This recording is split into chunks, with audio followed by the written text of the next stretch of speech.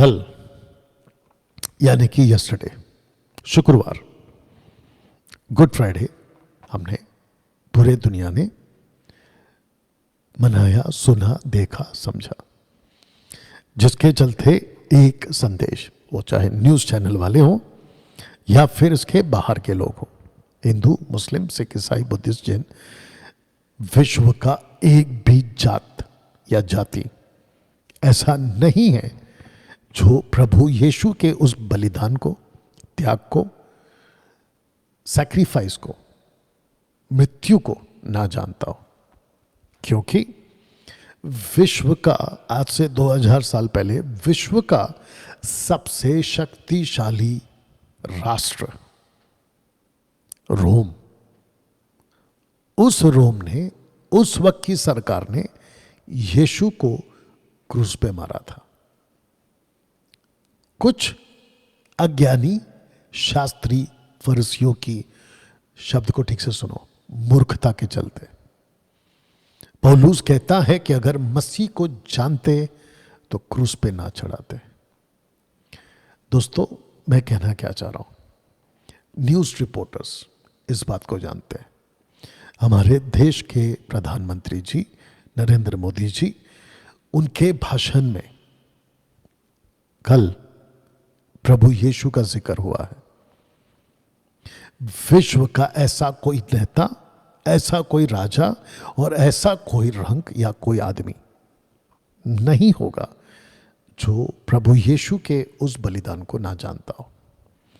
जिसके चलते दोस्तों मैंने ये तय किया था और जिसकी वीडियो कल आप लोगों ने देखी, और वो ये था जो एंगल मैंने रखा था लूका 23:28 का, जहां पे लिखा है कि मेरे लिए मत रो। दोस्तों, ये एक ऐसा शब्द था जिसके बारे में मसीह समाज को तो कम से कम जरूरी है समझना। मसीह समाज को, जितने फेसबुक और यूट्यूब पे देख रहे हैं, मेरी रिक्वेस्ट है प्लीज खूब शेयर करिए आज के मैसेज को, जहां जहां पहुंचा सकते हैं प्लीज पहुंचा दीजिएगा। आते वापस मुद्दे पे, मसीह समाज को कम से कम ये बात को समझना होगा। साथ ही साथ मेरा जितना भी हिंदू भाई, मुस्लिम भाई, बौद्धिस्ट, विश्व का किसी भी जाति धर्म का, अगर आप हिंदी समझते हैं और ये वीडियो अभी आपके पास आ चुकी है और आप देख रहे हैं, तो मैं चाहता हूं आप भी समझें। इस पृथ्वी पर एक ऐसा शहर है और उसके लोग, शहर को कहते हैं यरूशलेम और वहां के लोगों को कहते हैं यहूदी। दोस्तों, कॉन्स्टेंटाइन के टाइम से, 3rd सेंचुरी से अभी तक यह बात प्रचलित हुई है कि ईसा मसीह यानी कि जीसस क्राइस्ट वो ईसाइयों का गॉड है, क्रिश्चियन गॉड। बहुत ध्यान दीजिएगा, जिसको हम बाइबल कहते हैं ना, उसके अंदर 4 किताबें हैं, मत्ती, मरकुस, लूका, यूहन्ना। लेकिन इस किताब के पहले 39 किताबें और हैं। उस किताब को कहते हैं तोरा, तनाक, ठीक है। जिसके चलते उन पुस्तकों में जितने भी प्रॉफिट्स उस वक्त में थे, उन सब ने, आज जिसको गुड फ्राइडे आप कह रहे हो ना, उन सब बातों को भविष्यवाणी के तौर पे प्रॉफिटिकली लिखा था। एक नगर में एक मसीहा आएगा और वो नगर का नाम होगा यरूशलेम, और वहां के लोगों को वो एक संदेश देगा और उन लोगों के पापों को वो छुड़ाएगा। बस ये इतना था। अगर वो नगर उन दिनों में, जितने पास्टर्स हैं आप लोग भी ध्यान दीजिए, ठीक है ना, अगर उस नगर ने एक 30 एडी में यानी कि 31 एडी में प्रभु यीशु को अगर स्वीकार कर लिया होता, ज़करया चैप्टर 9 को अगर स्वीकार कर लिया होता, देख तेरा राजा गधी पर, यानी गधी के बच्चे पर आ रहा है, राइड ऑन अ डोंकी, अगर उसको स्वीकार कर लिया होता तो 32 से लेके 34 तक पतरस का पूछा हुआ प्रश्न एक्ट चैप्टर 1 वर्स 4, 5, 6 में कि प्रभु क्या इज़राइल को राज्य फेर देगा? इसका मतलब यह है कि इज़राइल का राज्य उद्धार पाता। बहुत ध्यान दीजिएगा, दोनों कान को लेकर के सुनिए। उस दिन 34 में दुनिया समाप्त हो जाती, या दुनिया समाप्त हो जाती। ये सच है। लेकिन क्योंकि 31 में प्रभु यीशु को उस नगर के लोगों ने स्वीकार नहीं किया, नहीं किया। यूहन्ना कहता है कि वो अपने घर आया, परंतु उसके अपनों ने उसको नहीं पहचाना। जी हां, मैं बात कर रहा हूं यरूशलेम नगर की, दाऊद का नगर, दाऊद का शहर यरूशलेम। नहीं पहचाना, नहीं स्वीकार किया। प्रभु यीशु को गलत झूठ बोलकर रोम, उस वक्त की जो शहर, मजबूत सरकार, रोम के हाथ में सौंप दिया। और रोमी साम्राज्य ने प्रभु यीशु को कोड़े मारे, कांटों का मुकुट सर पे रखा, हाथ और पैर में खीले मारे और से बेरहमी से क्रूस पे चढ़ा दिया। लेकिन दोस्तों, वहां पे बात खत्म नहीं हुई। जिसको हम कल का दिन कहने वाले, यानी कि संडे, तीसरा दिन, प्रभु यीशु मुर्दों में से जी उठे, आज से 2026 साल पहले, जिसका प्रचार मैं अगले हफ्ते आपको दूंगा। लेकिन हमको यह समझना बहुत जरूरी है कि उस नगर को, जिसको हम यरूशलेम कहते हैं, प्रभु यीशु ने यह शब्द क्यों कहा कि मेरे लिए मत रो? तो दोस्तों, मत रो और रो, ये दो शब्द पे आज आप लोगों से बातें करूंगा। तो जितने भी अभी जुड़ चुके हैं फेसबुक और यूट्यूब पर, मैं आप सभी से रिक्वेस्ट करता हूं, कृपया करके आखिर तक बात को समझे। और अगर आपको लगता है ये वो संदेश है जो किसी हिंदू भाई को, मुस्लिम भाई को, बौद्धिस्ट को, विश्व का किसी भी जाति धर्म को उसने सुनना चाहिए, तो कृपया करके आज का मेरा ये वीडियो और इसकी लिंक या इसकी, है ना, जानकारी कि फेसबुक, यूट्यूब, इंस्टाग्राम पर डैनियल राज का एक नाम का आदमी आपके लिए कुछ बोल रहा है, उसको भेज दीजिएगा। दोस्तों, वचन पढ़ते हैं। लिखा है लूका की किताब उसका 23 का 27 में, लोगों की बड़ी भीड़, उसके पीछे होली, बहुत सी स्त्रियां भी जो उसके लिए छाती पीटती थी, विलाप करती थी। यीशु ने उनकी ओर फिर कर कहा, अब जरा शब्द दीजिए, देखिएगा, ध्यान दीजिएगा, हे यरूशलेम की पुत्रियों, मेरे लिए मत रो, परंतु अपने और अपने बालकों के लिए रो। नाउ दोस्तों, आपको क्या समझ आ रहा है? एक तरफ यीशु कहता है मत रो, और दूसरी तरफ कहता है रो। तो इसका मतलब ये हुआ, बहुत ध्यान दीजिएगा, जितने प्रभु के लोग हैं अब ध्यान दीजिएगा, प्रभु यीशु क्रूस पर खुद के लिए नहीं मरा। ये दिमाग में गांठ बांध लीजिए। तो आप लोग ये जो करते हो ना कि प्रभु यीशु मर गया, आइए हम रोएं, प्रभु यीशु सूली पे मरा, आइए हम रोएं, दुख का गीत गाएं, मातम मनाएं, फास्टिंग करें। आप देख लीजिए क्या कहा है प्रभु ने। बहुत ध्यान दीजिएगा, वापस रिपीट करने जा रहा हूं। प्रभु यीशु क्रूस पर खुद के लिए नहीं मरा, बल्कि प्रभु यीशु क्रूस पे मरा उस एक राज्य के लिए जिसका नाम है यरूशलेम। वहां एक कौम है और वो कौम का नाम है जूविश, यहूदी। 31 तक तो यही था मैसेज, लेकिन 34 के बाद जब स्तिफनुस को मार दिया गया, उसके बाद से प्रभु यीशु और उसका संदेश, प्रभु यीशु और उसका बलिदान पूरे मानव जाति के लिए हो गया। तो मैं इसको वापस से कह देता हूं कि अगर 31 एडी में यरूशलेम ने प्रभु यीशु को स्वीकार कर लिया होता, दुनिया कब की खत्म हो जाती। आशा करता हूं कि आप ये बात को समझ गए। तो दोस्तों यहां पे दो बातें, एक अपने, दूसरा अपने बालकों के लिए रो।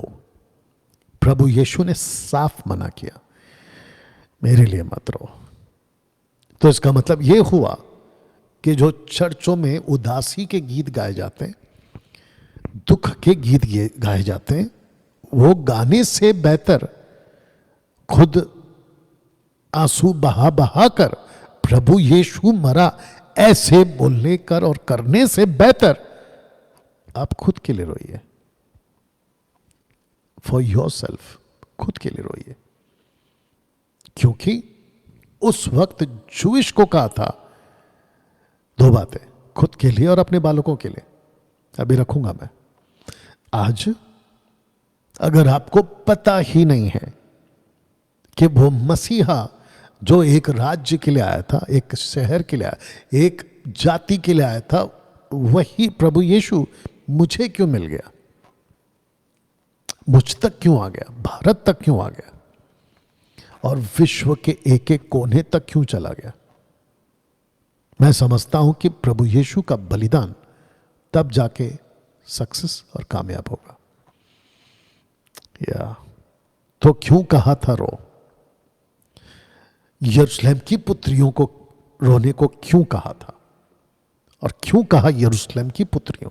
तो दोस्तों शब्द यरूशलेम परमेश्वर की नजर में एक योजना के साथ था, जिसको हम कहते हैं कि परमेश्वर ने एक परफेक्ट प्लान बनाया था।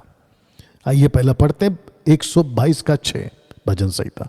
यरूशलेम की शांति का वरदान मांगो, मतलब pray for the nation of Jerusalem, प्रार्थना करो, यह बोला था उस वक्त में, ठीक है ना। तेरे प्रेमी कुशल से रहे। किसके प्रेमी? परमेश्वर के प्रेमी। कैसे रहे? कुशल से। कनेक्शन दूंगा। यिर्मयाह 3 का 17, उस समय यरूशलेम यहोवा का सिंहासन कहलाएगा और सब जातियां उसी यरूशलेम में मेरे नाम के निमित्त इकट्ठा हुआ करेंगे। One nation only for Jerusalem. जकरिया 8 का 3, यहोवा यूं कहता है मेरे सियोन में लौट आया है। यहोवा यूं कहता है कि मैं सियोन में लौट आया हूं, यरूशलेम के बीच में वास किए रहूंगा। सिंगुलर, एक वचन। यरूशलेम की सच्चाई का नगर कहलाएगा, सेनाओं के यहोवा का पर्वत पवित्र पर्वत कहलाएगा। सिंगुलर, ठीक है ना। यूहन्ना 2 का 17, जब यीशु मसीह ने देखा कि उस मंदिर में, यरूशलेम के मंदिर में, जिसको राजा हेरोदेस ने दानियल के 70 सप्ताह के प्रोफेसी के बाद में बनाया था, जिसको कहते थे हेरोद टेम्पल, उस मंदिर में शास्त्री फरीसी, जो कि परमेश्वर के लिस्ट में कभी भी नहीं थे, वो लेन देन कर रहे थे, गैम्बलिंग कर रहे थे और गलत तरीके से प्रभु के काम को चला रहे थे।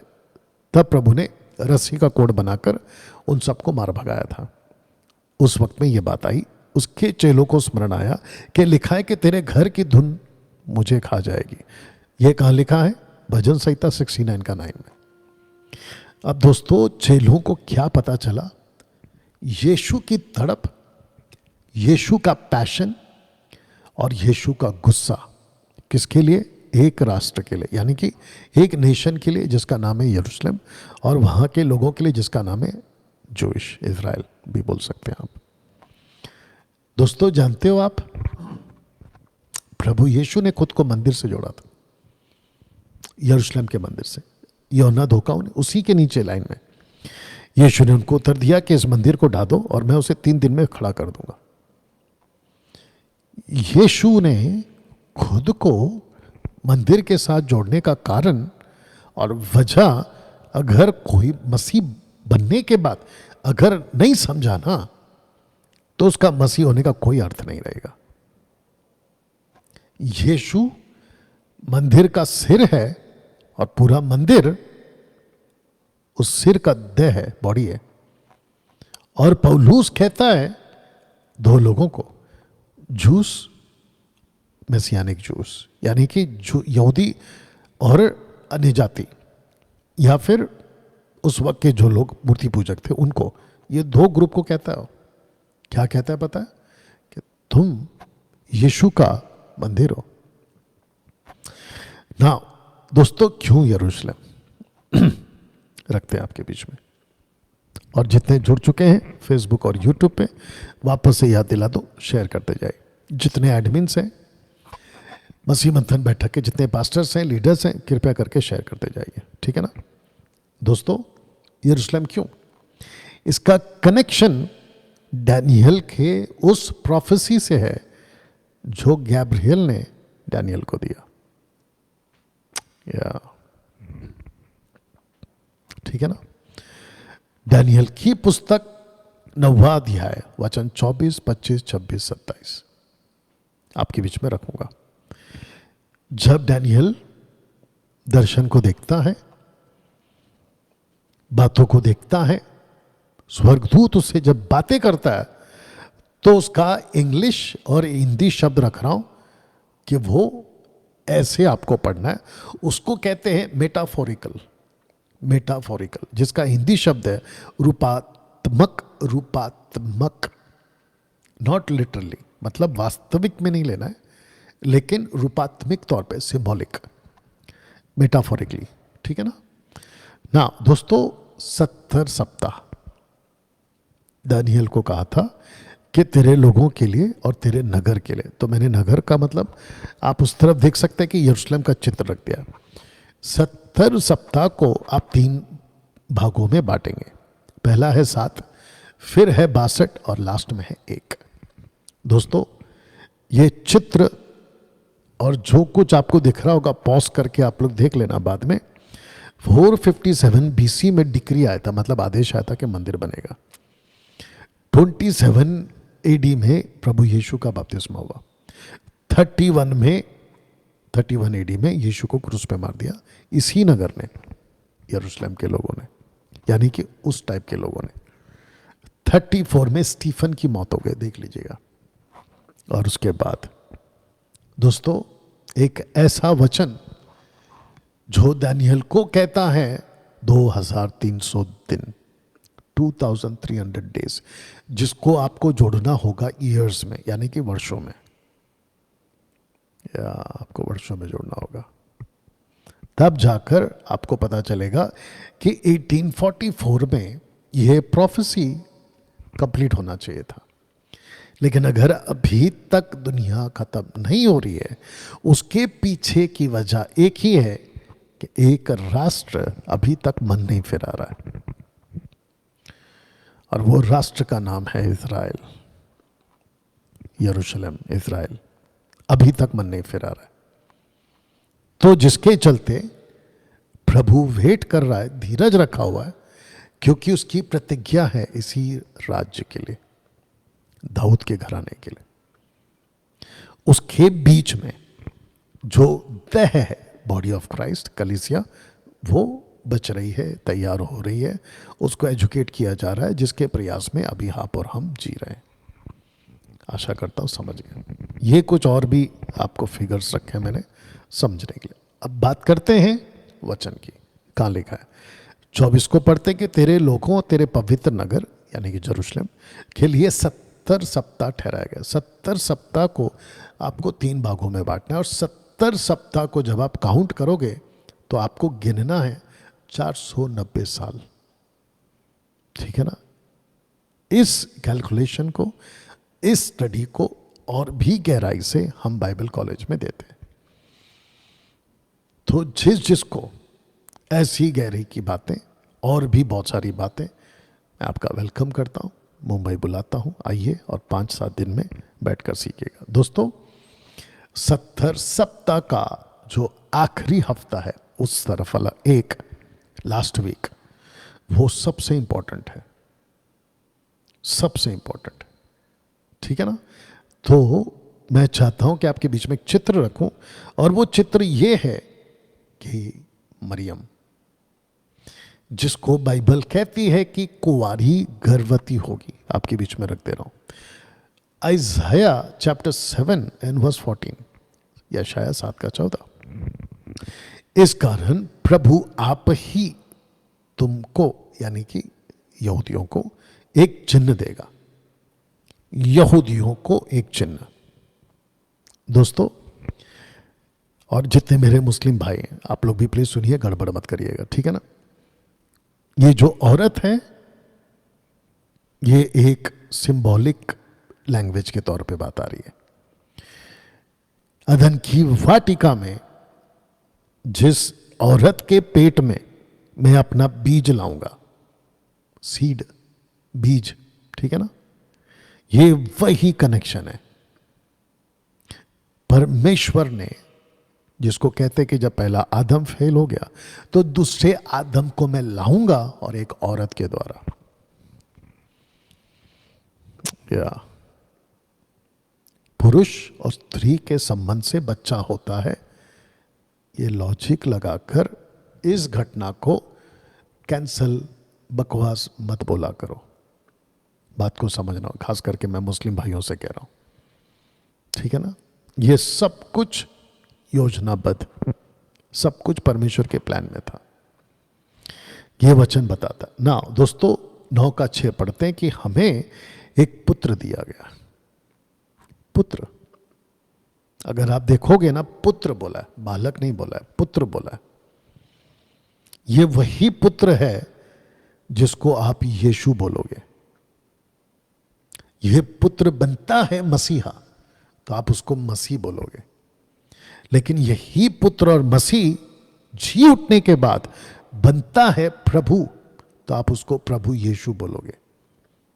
इसीलिए बाइबल में यीशु मसीह प्रभु ऐसा मिलेगा आपको। एनीवे दोस्तों, मरियम के साथ ये घटना घटती है लूका 2 का 11 में कि आज दाऊद के नगर में तुम्हारे लिए उद्धारकर्ता जन्मा है। ये वही मसीह प्रभु है। किसने कहा? स्वर्गदूतों ने कहा। किसको कहा? गडरी को। कौन से गडरिए? जो नॉर्मल भेड़ बकरी चराते हैं उनको नहीं, जो सेक्रीफाइस के एनिमल्स होते हैं ना, उनको चराने वाले भेड़ों को कहा, माफ करना, रखवालों को कहा, गडरियों को कहा, ठीक है ना।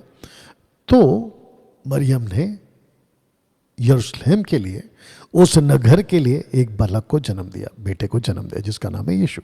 लेकिन वो बालक यीशु जब छोटा ही था तो एक फोटो देख लीजिए, एक नबी जिसका नाम है शिमोन, वो उसको देखता है और लिखा है, पढ़ लेते हैं, यरूशलेम में शिमोन नाम, यरूशलेम में, याद रखो यरूशलेम में एक मनुष्य था, वो मनुष्य धर्मी भक्त था, इज़राइल की शांति की बात जो रहा था, पवित्र आत्मा उस पर था। बताइए, या तो ठीक है। अब सुनिए, 30 कहता है, क्योंकि मेरी आंखों ने तेरे उद्धार को देख लिया, मेरी आंखों ने तेरे उद्धार को देख लिया ना। दोस्तों, आशा करता हूं कि आप अभी तक मेरी बात को समझ रहे होंगे। अब प्रश्न उठता है, क्या हो रहा है ये सब? ऐसा क्यों हो रहा है? और फिर मैं कनेक्शन दूंगा कि क्यों कहा प्रभु ने मेरे लिए मत रो, रोना है तो खुद के लिए और अपने बालकों के लिए। दोस्तों, बिल्कुल आखिरी तक मेरे साथ बने रहें, और अगर आप पहली बार ऐसा कुछ देख रहे हैं, और मैं जानता हूं शायद हो सकता है, तो आपको बहुत मेरे साथ बने रहना ना। दोस्तों, जब ये सब कुछ हो गया और जब यीशु बड़े हो गए, तो नगर की कुशल की बातों को उन्होंने कैसे कहा, आइए रखते हैं। लूका 19 का 41 में लिखा है कि जब वो निकट आया तो नगर को देखकर उस पर रोया। कौन सा नगर? यरूशलेम। यरूशलेम को देखकर रोया। यीशु नगर को देख के क्यों रोता है? मेरा क्वेश्चन है, वजह क्या है? अब आपको वापस याद दिला देता हूं जो मैंने शुरू में बोला था। यीशु का इस धरती पर आना, क्रूस पे मरना, जितने चमत्कार, जितनी ब्लेसिंग की बातें और जो कुछ उन्होंने कहा किया, वो सब कुछ एक शहर के सेंटर में था। उस एक नगर को लेकर ही सब कुछ था, और वो नगर का नाम है यरूशलेम। क्योंकि गैब्रियल ने डैनियल को वही कहा कि तेरे लोगों और तेरे नगर के लिए। That's it. यीशु मसीह जन्मा है। अब बताइए, आप लोगों ने रोम का यीशु, यूरोप का यीशु, अंग्रेजों का गॉड, भगवान, ये सब बोल दिया। तो जो पढ़े लिखे होते हैं ना, वो ये सब नहीं बोलेंगे, वो बात को जानते हैं, वो उसके हिसाब से बोलते हैं। एनीवे, तो दोस्तों लिखा है कि यीशु नगर को देख के रोया। 42 पढ़ते हैं, और कहा क्या ही भला होता कि तू ही इसी दिन में कुशल की बातें जानता, परंतु अब वे तेरी आंखों से छिप गए। तो मैंने आपसे अभी क्या कहा था, नगर को लेके कुशल की बातें। क्यों? मैं आपके बीच में कनेक्शन देता हूं। तो यीशु कहता है कितना अच्छा होता अगर ये नगर इस अच्छे सुसमाचार को जानता। देखिए गडरियों ने क्या कहा, गडरियों ने कहा कि दाऊद के नगर में तुम्हारे लिए उद्धारकर्ता जन्मा है, यही मसीह है। दाऊद के नगर में, जो सबके लिए होगा, सबका मतलब उस क्षेत्र के जितने भी लोग हैं सबके लिए, यानी कि टोटल सिटी ऑफ जेरूशलेम। 31 तक तो वही था, लेकिन 31 के बाद 34 आते आते इनकी आंखों से छिप गया। देखो कितना साफ बोला, अब वो तेरी आंखों से छिप गई। और फिर पौलुस को लाता है, और पौलुस के द्वारा सुसमाचार पूरे मानव जाति में फैल जाता है। अब जरा ध्यान दीजिएगा, जब वायरस आया था ना 2020 में, वैक्सीन कौन बनाएगा, वैक्सीन कौन बनाएगा, वैक्सीन कौन बनाएगा, अमेरिका बनाएगा या चाइनीज बनाएगा, या चाइना वाले बनाएंगे, या यूरोप वाले बनाएंगे, कोरियन वाले बनाएंगे, अफ्रीका वाले बनाएंगे, कहां से आएगा वैक्सीन ताकि इसको खत्म किया जा सके। दोस्तों, आप लोगों ने बहुत सारी कहानियों में भी ये बात को सुना होगा कि जब कोई शहर पे विपत्ति आती है तो कोई दूसरा शहर उसके लिए मददगार बन जाता है। ऐसे ही परमेश्वर ने एक शहर को चुना और वहां से पापों की माफी की वैक्सीन बाहर निकली। वाह, रिपीट करूं, पापों की माफी की वैक्सीन निकली वहां से पूरी दुनिया के लिए। अगर उस दिन यरूशलेम के लोगों ने प्रभु यीशु को स्वीकार कर लिया होता, दरवाजा बंद हो जाता स्वर्ग का, आगे सुसमाचार नहीं जाता। क्यों? क्योंकि दानियल ने कहा कि तेरे लोगों और तेरे नगर के लिए मसीहा आएगा। या नहीं तो पतरस ये क्वेश्चन क्यों पूछता, इज़राइल को राज्य फेर देगा क्या? ये सिर्फ और सिर्फ 34 तक की बात का लॉक है, कॉन्सेप्ट है, उसके बाद नहीं। ठीक है ना दोस्तों? 43 पढ़ते हैं,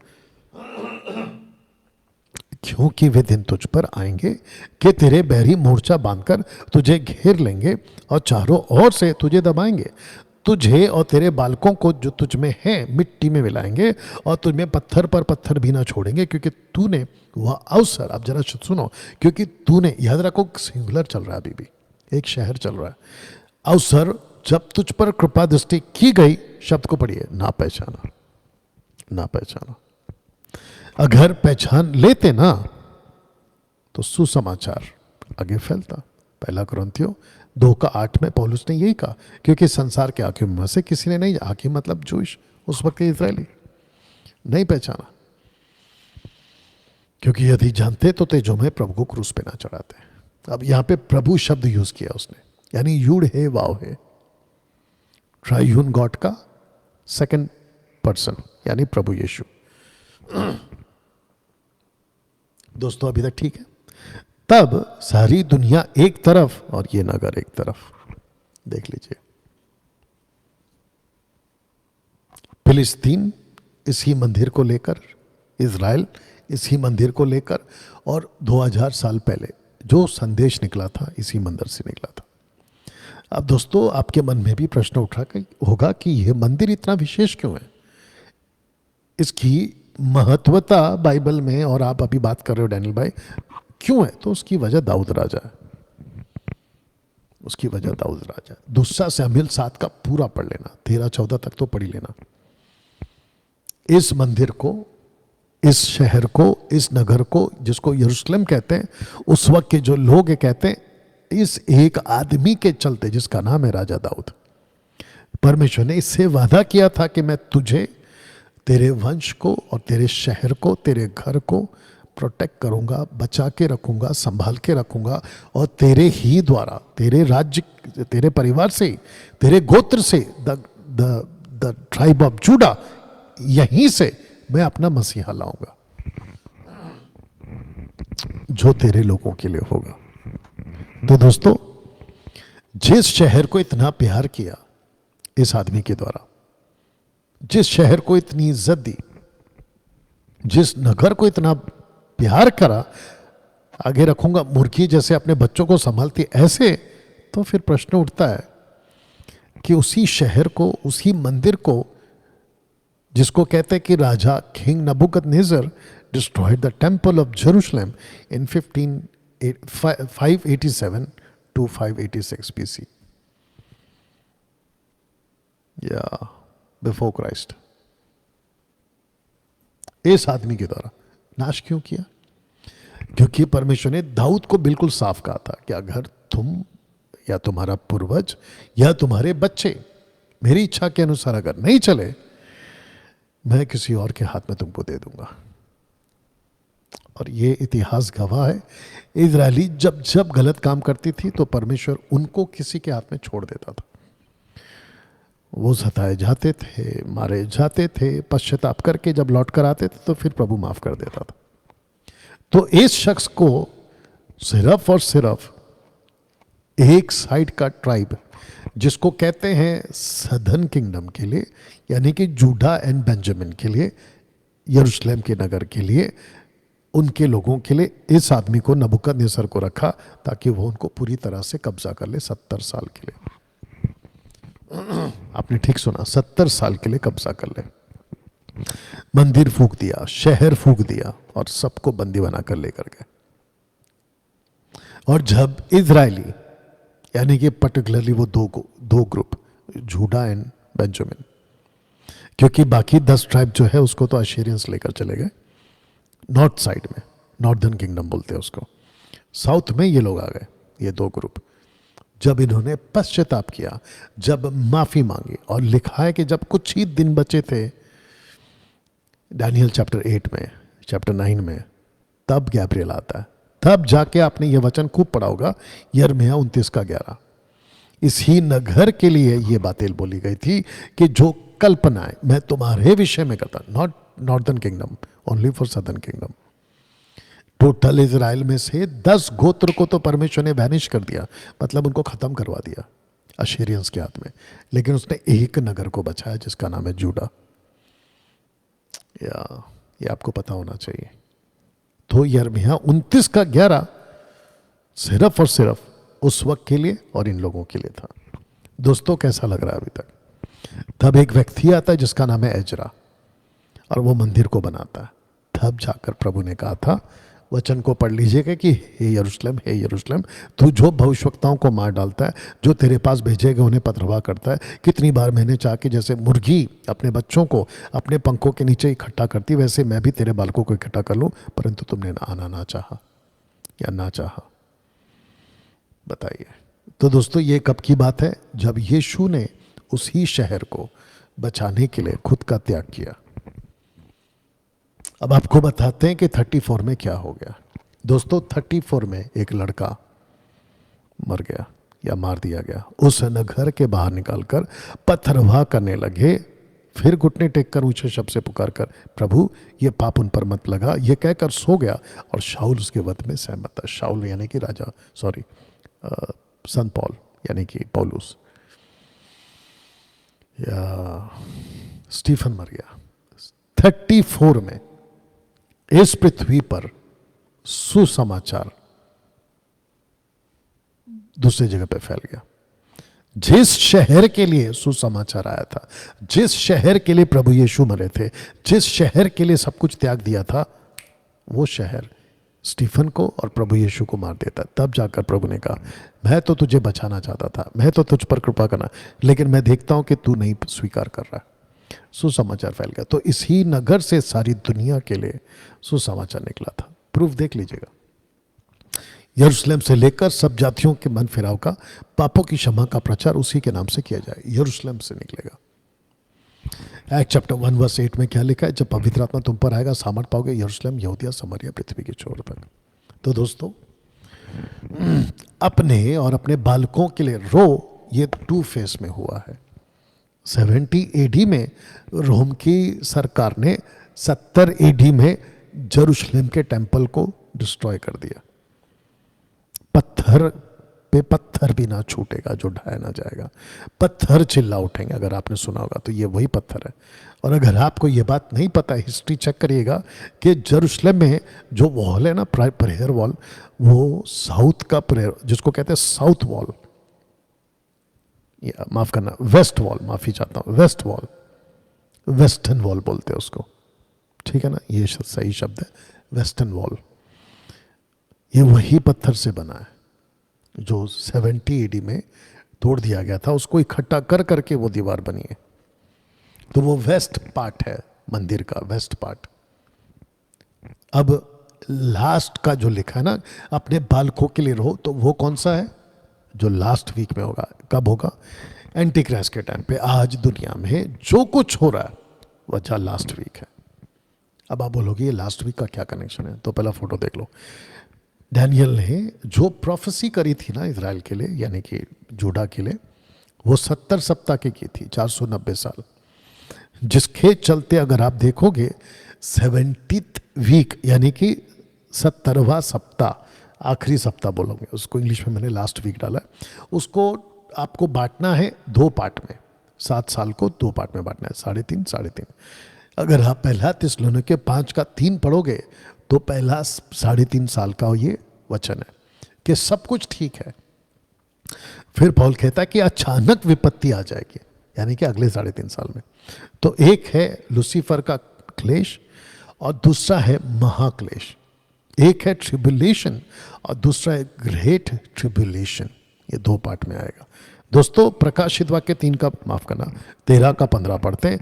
उसे उस पशु की मूर्त में प्राण डालने का अधिकार दिया गया कि पशु की मूर्ति बोलने लगी, जितने लोग उस पशु की मूर्ति की पूजा करना करें उन्हें मरवा डालें।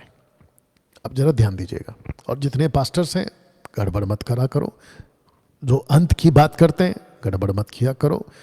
आप जो एंड टाइम की और एंटी क्राइस्ट की प्रीच करने वाले कुछ लोग हैं जो बहुत गड़बड़ करते हैं, गड़बड़ मत किया करो। ध्यान से सुनो। एंटी क्राइस्ट का स्टैंप की जबरदस्ती जो आप यहां पे देख रहे हैं, वो सिर्फ और सिर्फ जूश के ऊपर ही किया जाएगा, बाकी किसी के ऊपर नहीं किया जाएगा। दिमाग में डाल लो ये बात को। पढ़ते हैं उसको। और उसने छोटे बड़े, धनी कंगाल, स्वतंत्र, दास, सबके दाहिने हाथ में, ये है दाहिना हाथ का कनेक्शन, क्योंकि दाहिना हाथ इजराइल को दर्शाता है। मत्ती की किताब, मरकुस की किताब, लूका की किताब, योना की किताब, दाहिना हाथ, दाहिना हाथ, दाहिना हाथ। जब तू दान करे तो तेरा दाहिना हाथ को ना पता चले। यदि तेरा दाहिना हाथ तुझे ठोकर खिलाए तो आप देख लीजिएगा, दाहिना हाथ, दाहिना हाथ जूश को दर्शाता है। तो एंटी क्राइस्ट दाहिने हाथ और माथा, माथा क्यों?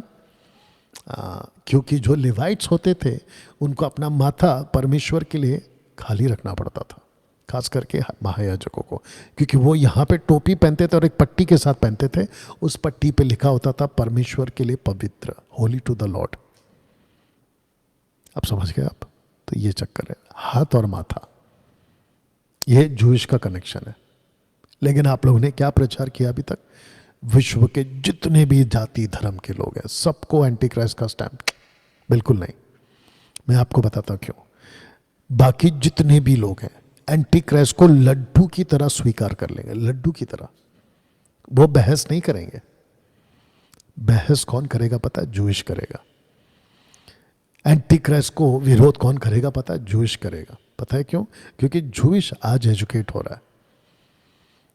मैसियानिक जूइश तो ऑलरेडी उद्धार पा चुका है, लेकिन बहुत सारे रब्बाइस जिसको कहते हैं, वो क्या कर रहे हैं? एजुकेट कर रहे हैं और उनको बता रहे हैं कि कौन मसीह है और कौन एंटी क्राइस्ट है। बाइबल ये भी कहती है, पौलुस कह चुका है, पतरस कह चुका है, यूहन्ना कह चुका है, एक मसीह का विरोधी आएगा। देखो, एक होता है अ एंटी क्राइस्ट और एक होता है द एंटी क्राइस्ट और दी एंटी क्राइस्ट। अ का मतलब होता है बहुत सारे, दी और द का मतलब होता है एक ही। बाइबल में इसका जिक्र है कि उसको छोड़ जिस पर छाप अर्थात उस पशु का नाम या उसके नाम का अंक हो और कोई लेन देन ना कर सके। अब आप बताइए, ध्यान दीजिएगा, मसीह की देह जिसको हम एकलीसिया कहते हैं ना, और वो कलीसिया जो झूठी शिक्षा, कल्ट टीचिंग में जिब्रिश, दशमांश, वन गॉड, वन बैप्टिज्म, इसमें जो फंस के नीचे रह जाएंगे ना, वो लोग इसको एंटीक्राइस्ट को लगे दोनों हाथों से ले लेंगे। मतलब आ जाओ, ले लो, हमको आपका स्टैम्प की जरूरत नहीं है, हम आपके पार्टी के लोग हैं। You understand? लड्डू की तरह एंटीक्राइस्ट को एक्सेप्ट करेंगे क्योंकि उनको चांस वापस नहीं है। एंटीक्राइस्ट जिसको विरोध करेगा वो है जूइश। ये लास्ट वीक का कनेक्शन वहां पर आएगा, लूका 23 का 29। क्योंकि देखो वे दिन आते, कौन से दिन? 70th वीक, 70 सप्ताह का कनेक्शन, जिनमें कहेंगे धन्य है वे जो भांज है और वो गर्भ जो ना जने और वे स्तन जिन्होंने दूध ना पे। इसका मतलब जूइश महिलाओं की बात हो रही है। अब आपको याद आ गया होगा कि प्रभु यीशु ने यरूशलेम के आखिरी सफर में क्या कहा था? मेरे लिए मत रो, अपने बालकों के लिए रो। यही है वो कनेक्शन। दूसरा दोस्तों, लूका 23 का 30 में, उस समय यानी कि लास्ट वीक वाला कनेक्शन, वे पहाड़ों से कहने लगेंगे हम पर गिरो। रेवलेशन 6 का 16 भी पढ़वाऊंगा। और टीलों से कहेंगे कि हमें ढांप लो। आइए पढ़ते हैं। हमें उसके मुंह से जो सिंहासन पर बैठा है, मतलब पिता परमेश्वर, और मेमने के प्रकोप से। तो मेमना किसका कनेक्शन है? किसके लिए आया मेमना? पूरी दुनिया के लिए नहीं आया ना मेमना। मेमना एक जाति के लिए आया 31 तक, और वो जाति कौन है? जूइश। नगर कौन है? यरूशलेम। 34 के बाद में सुसमाचार फैल गया। तो मेमने के प्रकोप से छिपा लो, क्योंकि उनके प्रकोप का भयानक दिन आ पहुंचा। अब कौन ठहर सकता है? ये सारा का सारा कनेक्शन इजराइलियों का है, यानी कि यरूशलेम का है। Daniel 70th week, the last week को आखिरी सप्ताह का खेल माना जाएगा। तो इसका मतलब यह हुआ कि पूरी दुनिया अगर अभी तक समाप्त नहीं हो रही है, धरती फटकर सब कुछ उसमें क्यों नहीं समा जा रहा है, आखिरी हफ्ता अभी बाकी है। Last 7 years divided in 2 parts। अब कहां खत्म होगा आखिरी हफ्ता? बता देता हूं। तो यहां खत्म होगा। कहां? दानियल का 7 का 13, मत्ती 24 का 30, जो कि बिल्कुल पैरेलल है, मतलब मिलता जुलता है, जिसको प्रकाशित वाक्य में यूहन्ना को द्वारा प्रभु यीशु ने खुद कहा, देखो वह, ब्रैकेट में यीशु मैंने डाला है, बादलों के साथ आने वाला है। 7 का 13 में वही बोला है, मत्ती में 24 का 30 में भी प्रभु ने वही बोला है। देखो वो बादलों के साथ आने वाला है, हर एक आंखों से देखेगी, वरना जिन्होंने उसे भेदा था, किसने? जूइश लोगों ने। किसने मारा? जूइश लोगों ने। भेदा था, वे भी उसे देखेंगे, और पृथ्वी के सारे कुल उसके कारण छाती पीटेंगे। क्यों? सारे पृथ्वी के लोग छाती क्यों पीटेंगे? क्योंकि सारी पृथ्वी पे अब सुसमाचार जा रहा है और उनको बिल्कुल सही का सही, गलत का गलत बताया जा रहा है। Jesus Christ is God, anti Christ is Satan, बिल्कुल साफ बताया जा रहा है, बिना कोई मिलावट के, जिसमें हम खुद को भी डाल देते हैं कि भैया हम ऐसा ही प्रचार करते हैं, मिलावटी प्रचार नहीं करते। उस दिन वो छाती पीटेंगे क्योंकि उनको एहसास हो जाएगा कि हमने गलत आदमी को जीसस क्राइस्ट बना दिया, जबकि वो एंटी क्राइस्ट था।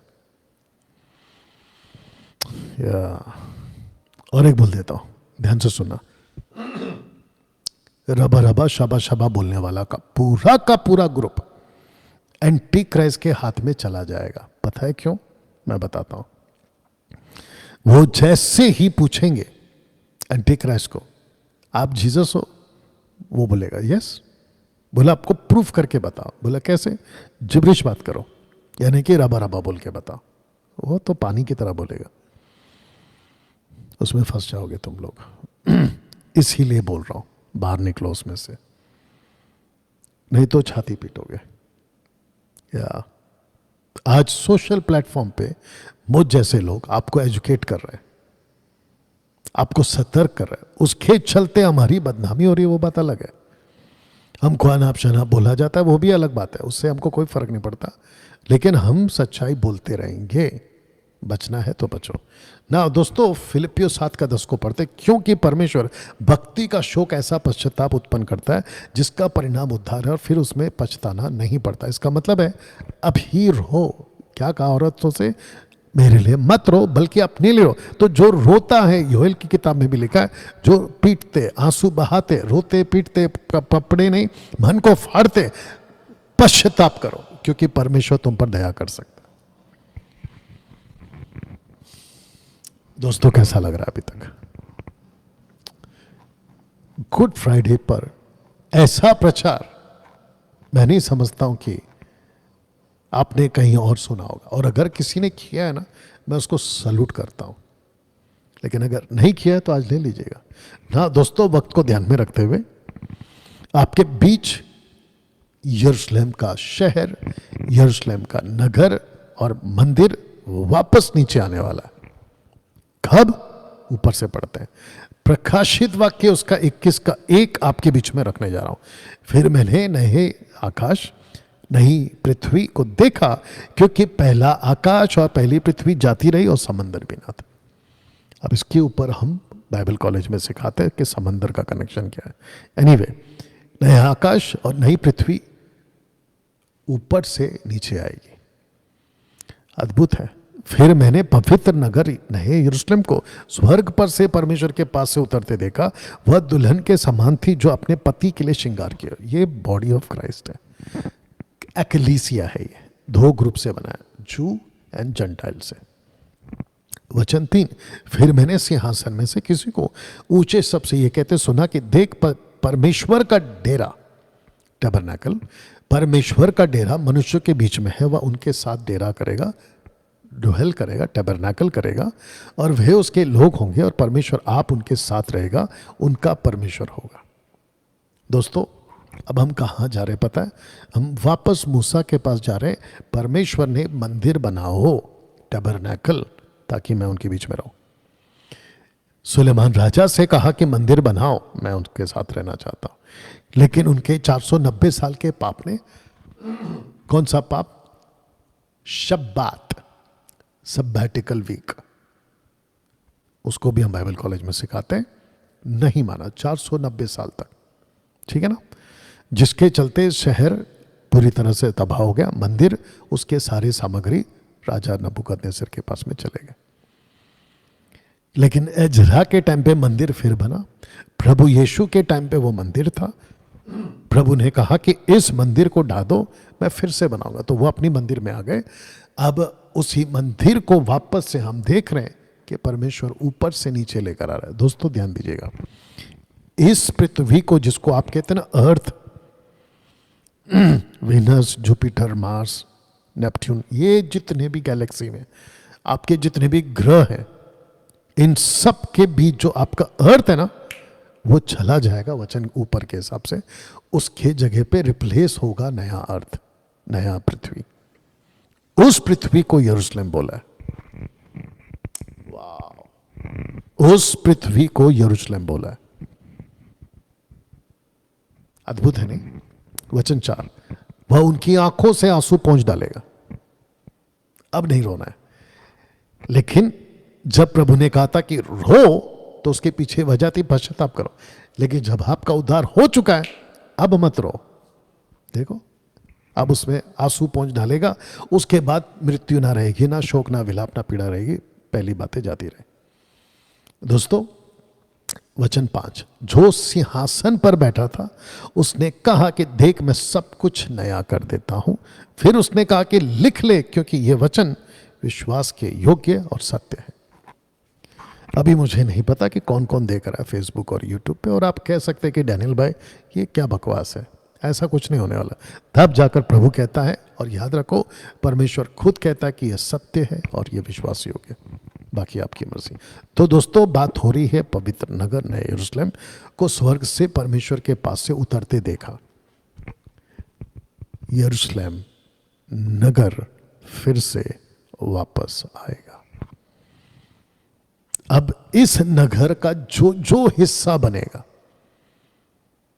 वो इस नगर में राज करेगा। देख लीजिए, फिर जिन 7 स्वर्गदूतों के पास 7 पिछली विपत्तियों से भरे हुए 7 कटोरे थे, उनमें से एक मेरे पास आया और मेरे साथ बातें करके कहा, इधर आ, मैं तुझे दुल्हन अर्थात मेमने की पत्नी दिखाऊंगा।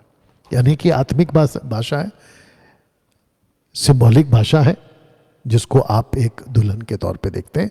नगर को यानी कि मसीह की तय को। सुनिए, वह मुझे आत्मा में एक बड़े ऊंचे पहाड़ पर ले गया और पवित्र नगर यरूशलेम को स्वर्ग पर से परमेश्वर के पास से उतरते दिखाए। यह सेकंड टाइम लिख रहा हूं। अब सुनिए, परमेश्वर की महिमा उसमें थी, उसकी ज्योति बहुत ही बहुमूल्य पत्थर अर्थात बिल्होर के समान यशब की नए स्वच्छ थी। ठीक है ना? अब इसको पढ़िए। मैंने उसमें कोई मंदिर ना देखा। मैंने उसमें कोई मंदिर, कोई मतलब किसी प्रकार का कोई मंदिर, मूसा का टबरनैकल, सुलेमान का भवन और एजरा के टाइम पे बना हुआ फिर से, ऐसा कुछ नहीं देखा। पता है क्यों? क्योंकि सर्वशक्तिमान प्रभु परमेश्वर और मेमना उसका मंदिर है, उसका मंदिर है। अब दोस्तों, प्रश्न उठता है कि इस मंदिर में जाएगा कौन, इस नगर में रहेगा कौन, इस यरूशलेम में रहेगा कौन। पढ़ते हैं 21 का 27, और उसमें कोई अपवित्र वस्तु या घृणित काम करने वाला या झूठ का करने वाला किसी रीति से प्रवेश ना करेगा, पर केवल वे लोग, शब्द को ध्यान दीजिए, जिनके नाम मेमने के जीवन की पुस्तक में लिखे। आप एंट्री करोगे मरने के बाद, अभी तभी कभी भी, तो आपको सबसे पहला पूछा जाएगा, क्या आपका नाम मेमने की पुस्तक में है? तो ही आपको अंदर एंट्री है, अन्यथा फिनिश, गई भैंस पानी में। तो मेमने की पुस्तक पढ़ते हैं, यदि मनुष्य सारे जगत को प्राप्त करे, अपने प्राण की हानि उठाए, तो उसे क्या लाभ होगा, या मनुष्य अपने प्राण के बदले में क्या देगा। तो दोस्तों, अब प्रश्न उठता है, मनुष्य को लाभ क्या हुआ। मैं आपके बीच में पोस्टर रख दे रहा हूं। आपने दुनिया भर का पैसा कमाया, बिल गेट्स, टाटा, अंबानी, अडानी, करोड़पति, मिलियन, बिलियन, ट्रिलियनियर, आप जो भी हैं, ये आपको लाभ नहीं पहुंचाएगा। आपके पास में बेहतरीन बंगला, बेहतरीन गाड़ी, महंगी से महंगी गाड़ी, और उस तरह मैंने ऑस्कर का अवार्ड, यानी कि आप फेमस हो गए, इतने फेमस है कि आपके मिलियंस बिलियंस में फॉलोअर्स हैं। ये सब आपको लाभ नहीं देगा, नहीं दिलाएगी। इनमें से एक भी चीज आपको लाभ नहीं दिलाएगी। तब प्रभु ने कहा था, यदि मनुष्य सारे जगत को प्राप्त करे, खास करके किसको कहा था? एक राष्ट्र को कहा था, यरूशलेम के लोगों को। तुमने ये हासिल किया, वो इसी को रखकर मैं अभी आपसे बात कर रहा हूं। आपने पूरी दुनिया जीत ली, आपने पूरी दुनिया हासिल कर ली, देख लो, लेकिन अपना प्राण गवा दिया।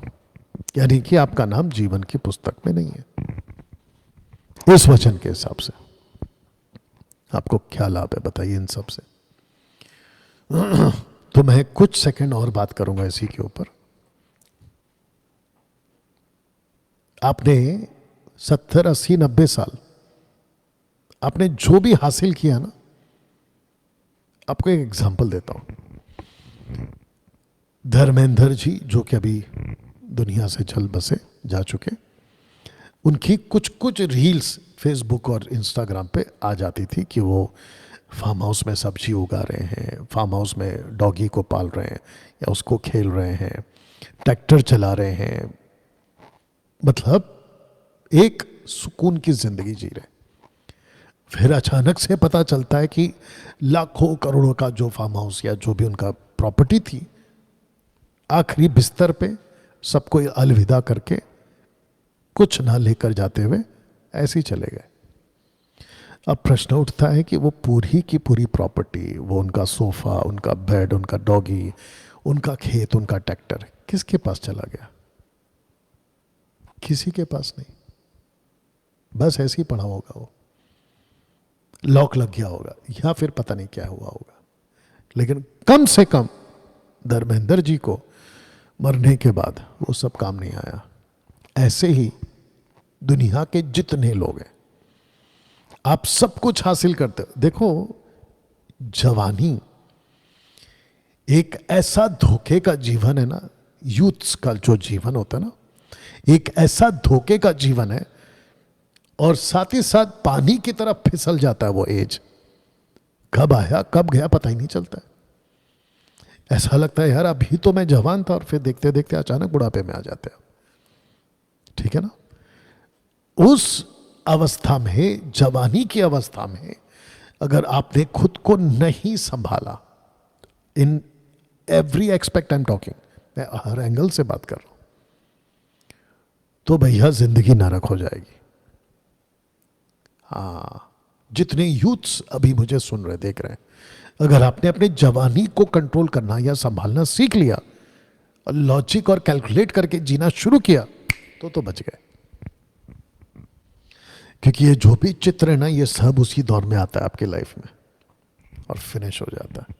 तो मेमने की पुस्तक में जो नाम नहीं होगा दशमांश लेने वालों का भी और देने वालों का भी, जितने पास्टर्स, प्रभु के दास, व्यवस्था के दायरे का दशमांश, और वो भी गलत तरीके से मैनिपुलेट और ट्विस्ट करके, मिलावट करके आप जो चर्च को लूटते हो ना, जीवन की पुस्तक में आपका नाम नहीं मिलेगा।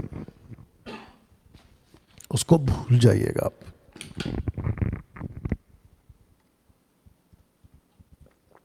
या उसको भूल जाइएगा आप, इस पुस्तक में नहीं मिलेगा। अन्य भाषा वाले, आपका नाम इस पुस्तक में नहीं मिलेगा। बिल्कुल डंके की चोट पे बोल रहा हूं। अन्य भाषा मतलब जिब्रिश।